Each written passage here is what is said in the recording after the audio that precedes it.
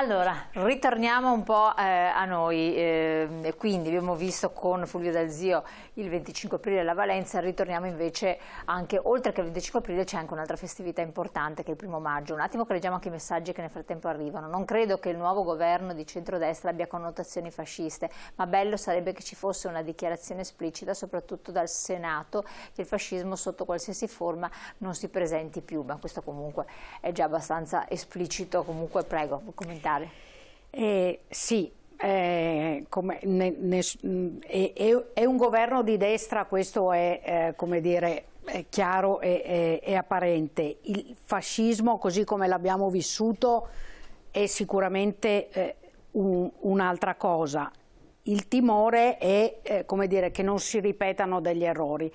Per questo noi pensiamo, e per questo CGIL, CISL e UIL il 1° maggio l'hanno, come dire, hanno messo al centro la Costituzione, essendo anche il 75° anniversario della entrata in vigore della Costituzione, perché dentro la Costituzione, che nasce, come diceva prima Fulvio, su una cultura antifascista, ci segna la strada, non solo ci dà i diritti fondamentali inviolabili, perché i primi articoli sono proprio quelli che indicano i diritti fondamentali delle persone, ma nel prosieguo poi ci dà anche, penso agli articoli 32, 34, 36, dopo vediamo cosa sono gli articoli sul fatto che lo Stato, la Repubblica si debba occupare e garantire la sanità universale per le persone, l'istruzione universale, una retribuzione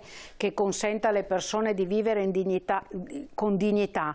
Sono tutti articoli che, una volta enunciati i diritti fondamentali, definiscono il progetto politico, che è un progetto politico antifascista per il periodo in cui è nata, ai quali si deve richiamare la Repubblica, e che, come dire, ci richiamano anche a provvedimenti della realtà. Per questo anche il 1° maggio è stato intitolato alla Costituzione, perché quando noi mettiamo in campo provvedimenti legislativi, provvedimenti economici che, come dire, vanno ad intaccare i fondi per la sanità, per il sociale, stiamo, come dire, non stiamo più seguendo il dettato costituzionale, perché rischiamo di approfondire le disuguaglianze e di non garantire a tutti i cittadini e le cittadine di questo Paese lo stesso diritto alla sanità, che è l'articolo 32, o quando pensiamo a norme sull'autonomia differenziata e all'universalità che deve avere l'istruzione, diritto costituzionale, rischiamo di creare tanti diritti diversi a seconda di come viene organizzato il sistema di istruzione in ogni regione, e quindi perdiamo l'unitarietà e rischiamo di perdere l'universalità. O penso all'articolo 36, che è quello che dice che il lavoro deve essere retribuito in maniera adeguata e garantire un'esistenza libera e dignitosa delle persone, dovrebbe vedere tutti impegnati nella lotta alla precarietà, nella lotta al lavoro povero e non una lotta ai poveri, dovrebbe vedere tutti impegnati ad una redistribuzione dei redditi, con anche come dire, una redistribuzione dei profitti e degli extraprofitti, oltre che, come dire, a degli interventi che favoriscono il recupero dell'inflazione, del potere d'acquisto reale, cose che in questo momento noi, come dire, fatichiamo a vedere nei provvedimenti legislativi, nelle proposte legislative che sono in atto, e che rischiano poi di andare a pesare. E vado a uno degli articoli secondo noi più importanti, che è l'articolo 53, quella di un sistema tributario progressivo, che vede, come dire, invece delle proposte di cosiddetta tassa piatta, che sono esattamente il contrario di quello che ci dice la Costituzione, cioè che bisogna partecipare progressivamente alle spese sociali, alle spese e alla vita della Repubblica, ai servizi che può offrire, che deve offrire la Repubblica per rispondere agli articoli che dicevamo prima, e non in maniera egualitaria, indipendentemente dal proprio stato di partenza. L'uguaglianza è cosa diversa dall'equità. La Costituzione dice che dobbiamo garantire l'uguaglianza ma anche l'equità e l'equità sociale, e questi provvedimenti per noi sono molto preoccupanti perché non rispondono al dettato costituzionale nel senso che ho detto all'inizio, cioè gli articoli della Costituzione dettano la linea, un programma politico antifascista alle quali le norme che sono di rango inferiore rispetto alla Costituzione devono rispondere per garantire quei diritti fondamentali che sono sempre citati nella Costituzione.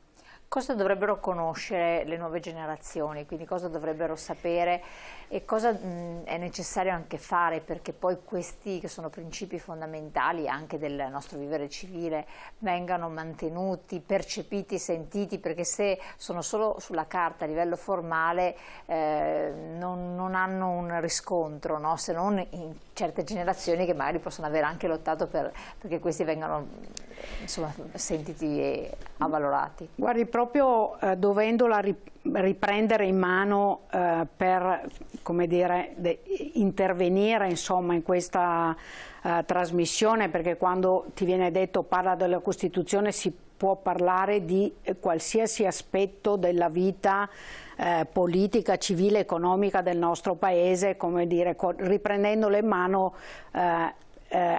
ogni volta mi sorprendo anch'io di quanto c'è già scritto e non occorre inventarsi nulla. Forse dovremmo tornare a pensare che il primo regalo che la Repubblica dovrebbe fare come dire, alle giovani generazioni è quello di fargli trovare sul banco di scuola la Costituzione repubblicana, che dovrebbe diventare un compagno di viaggio in tutto il percorso, proprio per abituarsi a leggere ciò che avviene nella propria vita. Questo aiuterebbe, come dire, il senso civico, no? Supererebbe anche la necessità di reintrodurre, no, la materia, che è molto importante, dell'educazione civica. Confrontare un po' tutto quello che si fa, che viene fatto con occhio critico alla luce della Carta Costituzionale dei nostri padri costituenti, che, ripeto, sono nati è nata perché non si ripetesse più una situazione drammatica, critica, che ha privato le persone non solo dell'esistenza ma a volte anche della dignità umana.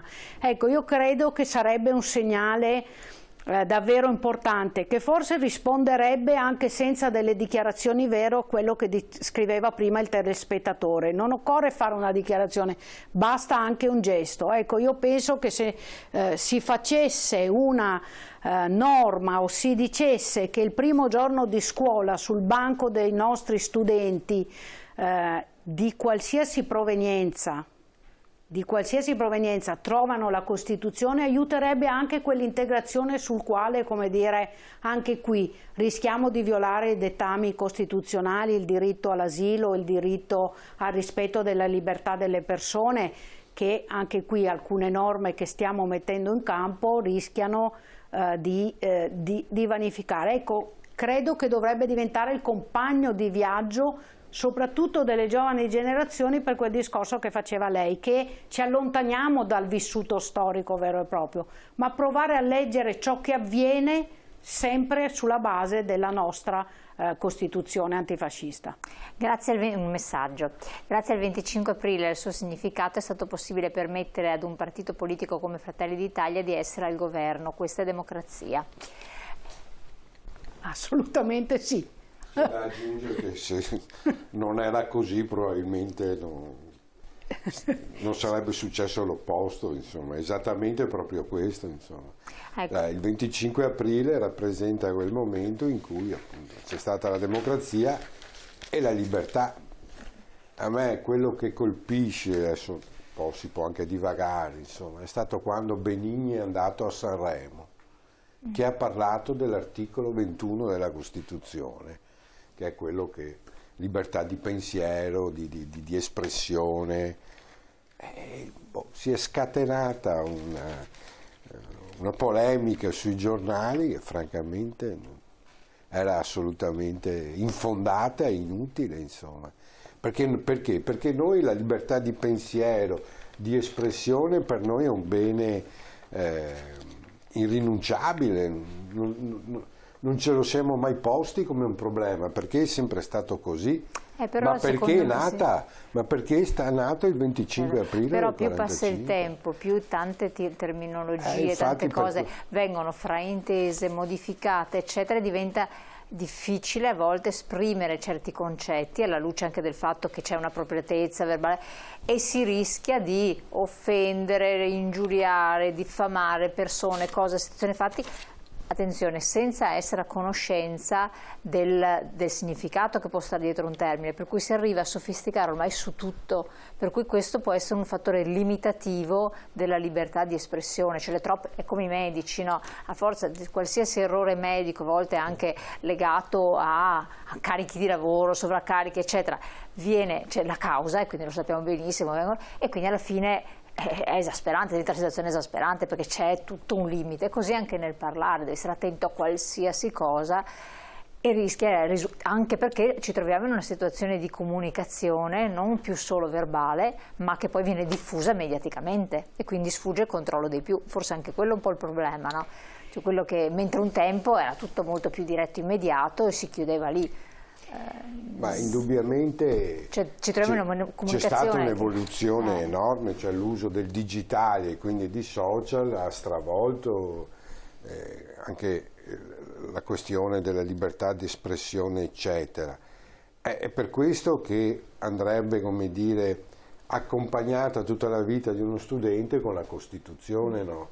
È una questione anche culturale di insegnare il rispetto, perché anche la libertà non è in senso assoluto, perché sennò è la libertà della giungla, no? Certo. La legge del più forte. La mia libertà ha il limite, quello di non invadere la tua. Quindi il rispetto. E quindi il rispetto, quindi anche su questo c'è una questione culturale, secondo me, che magari si è affievolita nel corso degli anni.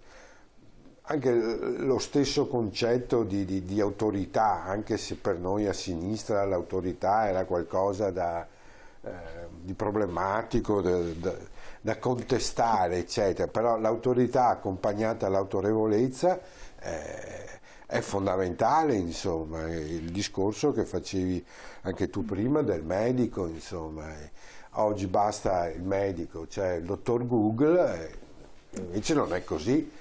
È una questione proprio anche, secondo me, di strumenti culturali di cui uno dispone, però sono tutti strumenti che sono stati possibili grazie a quello che è stato conquistato e dalle persone che si sono spese, ripeto, per liberare questo paese dalla dittatura nazifascista. Messaggio diretto. Caro Dal Zio, quando non avremo più testimonianze dirette del periodo fascista diventerà sempre più difficile tutelare questa data, bisogna lavorare tanto sui giovani. Ma è quello che facciamo come sindacato, come SPI, ma anche come confederazione. Noi facciamo continuamente incontri con gli istituti, con gli studenti, e parlare di legalità, di storia e memoria, di Costituzione. Quindi... E i giovani come reagiscono? Posso tornare un attimo al concetto di libertà? Io penso che